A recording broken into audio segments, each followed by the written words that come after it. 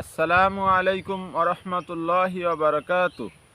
সম্মানিত দর্শক, যে যেখান থেকে দেখছেন এবং শুনছেন, সকলকে জানাচ্ছি পবিত্র মাহে রমজানের শুভেচ্ছা। সম্মানিত দর্শক, আজকে আমাদের মাঝে উপস্থিত আছেন সাতক্ষীরা ওলামা পরিষদ দেভাটা থানা শাখার সেক্রেটারি জেনারেল হাফেজ মাওলানা শরীফুল ইসলাম সাহেব। আমরা আজকে শাহেকের কাছ থেকে রমজানের ফজিলত সম্পর্কে সংক্ষিপ্তভাবে আলোচনা শুনব ইনশাআল্লাহ। শাহেক আমাদের রমজানের ফজিলত সম্পর্কে কিছু জানাবেন। ইনশাআল্লাহ তাআলা। আলহামদুলিল্লাহি রাব্বিল আলামিন ওয়াসসালাতু ওয়াসসালামু আলা আশরাফিল আমবিয়া ওয়াল মুরসালিন ওয়া আলা আলিহি ওয়া সাহবিহি আজমাইন। আম্মা বাদ।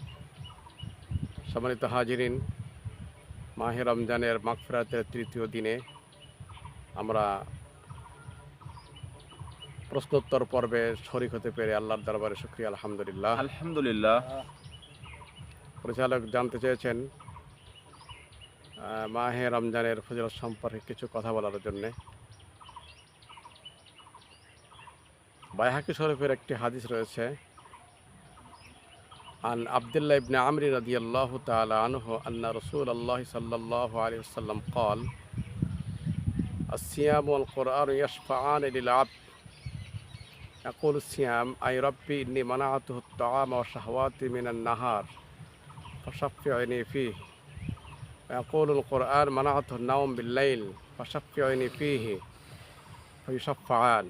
رواه البيهقي أو كما قال النبي صلى الله عليه وسلم. আল্লাহর নবীর সাহাবী আব্দুল্লাহ ইবনে আমর রাদিয়াল্লাহু তাআলা আনহু থেকে রওয়ায়াত, নবী করিম সাল্লাল্লাহু আলাইহি ওয়াসাল্লাম বলেন, কিয়ামতের দিন আল্লাহর দরবারে রোজা এবং কোরআন সুপারিশ করবে। রোজা বলবে, তথা সিয়াম বা রোজা বলবে, হে আল্লাহ, আমি দিনের বেলায় তাকে খানা পিনা থেকে বিরত রেখেছিলাম এবং কুপ্রবৃত্তি চরিতার্থ করা থেকে তাকে ফিরে রেখেছিলাম, সুতরাং তার ব্যাপারে আমার সুপারিশ কবুল করুন। কোরআন বলবে, হে আমার রব, আমি তাকে রাতের বেলায় ঘুম থেকে জাগ্রত রেখেছিলাম, অতএব তার ব্যাপারে আমার সুপারিশ কবুল করুন। আল্লাহ রাব্বুল আলামিন দুজনের সুপারিশ কবুল করবেন। সুবহানাল্লাহি ওয়া বিহামদিহি। কোরআনের সুপারিশ দ্বারা আল্লামা তিবি রহমতুল্লাহ আলাইহি বলেন, রাত্রে তাহাজ্জুদ নামাজ বিভিন্ন ইবাদতের মাধ্যমে রাত্রে জাগরণ করাকে বোঝানো হয়েছে।